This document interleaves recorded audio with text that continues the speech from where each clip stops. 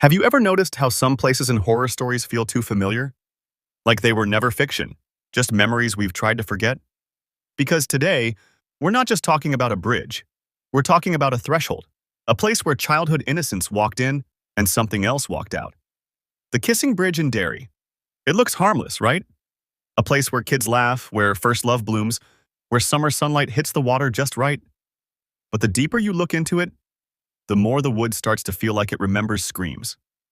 And here's the part that unsettled me the most. This bridge didn't just appear in Stephen King's imagination. Its horror is rooted in real history, real violence, real bodies pulled from real water. Which makes me wonder, did we ever love the bridge, or did the bridge choose us? Because every time someone walked across it, they left a part of themselves behind. A kiss, a secret, a scar, or a body. And yet, the town smiles, the children still play, the couples still kiss. Everyone pretends everything is fine. Derry has always been good at pretending. Before we go deeper, just one thing. If you're someone who loves uncovering the truth behind horror, symbolism, and hidden meaning, then consider subscribing. Not for me, but so that you don't lose the trail once things start getting darker. Because the further we go now, the harder it becomes to come back. So, let's step onto the bridge together and try to remember what was forgotten. The Kissing Bridge was never just a bridge. People like to say it was a place for young love, a place where teenagers left initials carved into weathered wood, like they were promising forever. R plus EB plus ST plus L, little symbols of love that were supposed to last longer than childhood. But look closely. Those carvings don't look romantic anymore, do they? They look like scars. Because the bridge doesn't preserve love, it consumes it. This town, Derry, has a way of taking anything pure and turning it into something that hurts. Joy doesn't stay joy for long. Love never stays gentle. Even childhood gets chewed. And the bridge is the first place where kids learn that. Think about it for a moment. Why do legends always warn us about crossing bridges? Because a bridge is where you leave who you were and step into who you will become. And in Derry, that transformation is never innocent. Now imagine you're a kid. Sun's out, water's shining, your friends dare you to jump. Your heart is racing, but for a moment everything feels free. You leap. The world goes silent. And just before you hit the water, you feel something watching you. Not from above, not from your friends, but from under the surface. Like something down there was waiting for you. And maybe it always has been. Because Pennywise doesn't just appear. It waits. It studies. It learns when you're most unprotected. And what's more vulnerable than a kid suspended in midair between sky and water, belief and fear, childhood and something else entirely? That's why the bridge mattered. Not because of love, not because of nostalgia, but because it was the perfect feeding ground. Innocence isn't lost at the Kissing Bridge. It's harvested. Now, let's talk about the moment the bridge stopped pretending to be innocent. Ben Hanscom, the quiet kid. The kid who just wanted to exist without being seen as a target. The kid who never hurt anyone. And Henry Bowers, the type of bully who wasn't born evil. He was raised by it. On the last day of school, while other kids were celebrating summer, Ben was running for his life. And where did Henry corner him? Right here, on the Kissing Bridge, the place where love was supposed to happen. Henry didn't choose that location by accident. Even he, in his twisted way, felt the bridge's history, the weight of all the silent screams it had collected. He grabs Ben, pins him down, takes out the knife. Not to kill him, but to mark him. He presses the blade to Ben's stomach and starts carving HAH for Henry. Not a wound, a claim. And here's the part that still chills me. Cars drove by. Adults, neighbors, people Ben recognized. They saw the attack, they saw the blood, and they kept driving. No one stopped, no one rolled down a window, no one yelled. The town pretended not to see. But we know what that means. That's not apathy, that's infection. Derry wasn't just haunted by Pennywise, it was sustained by him. The longer it stayed asleep in the sewers, the more the town learned to imitate the monster. Don't help, don't feel, don't intervene. Look away. Because looking directly at evil means acknowledging it's real. And maybe the scariest part is this. Pennywise didn't silence the town. The town silenced itself.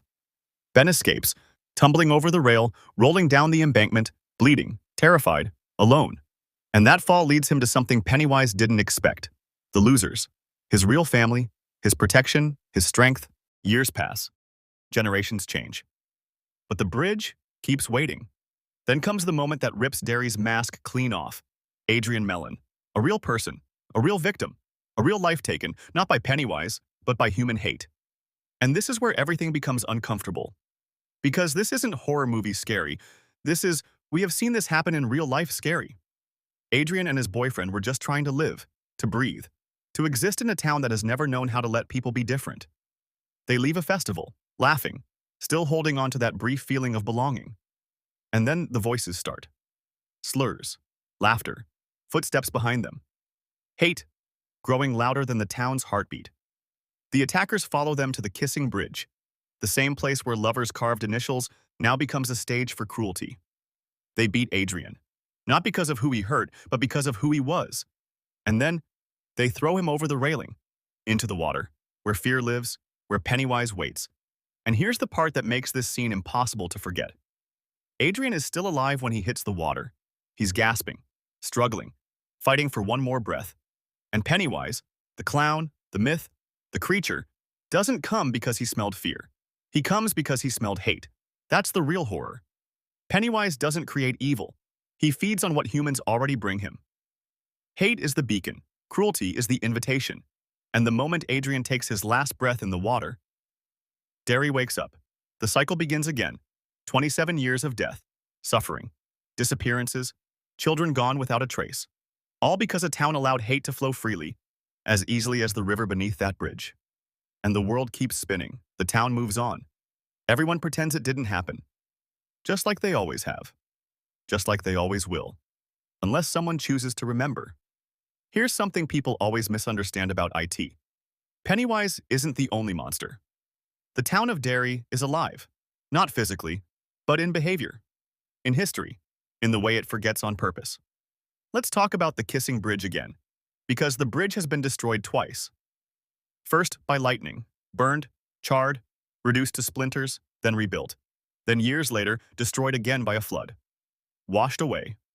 Gone. And after both disasters, Derry rebuilt it. But why? There are other roads, other crossings, other ways across the river. Why rebuild this bridge? Because Derry is addicted to pretending. Reconstruction isn't restoration, it's erasure. It's the town saying, if we rebuild the symbol, we can erase the memory. Like painting over bloodstains, like rewriting a confession, like insisting nothing happened here. But the wood always remembers. Even brand new boards hold old ghosts. Because the bridge isn't the horror, it's the memory of what happened on it. And memory is the one thing Derry refuses to keep. People don't just forget tragedies here, they lose them.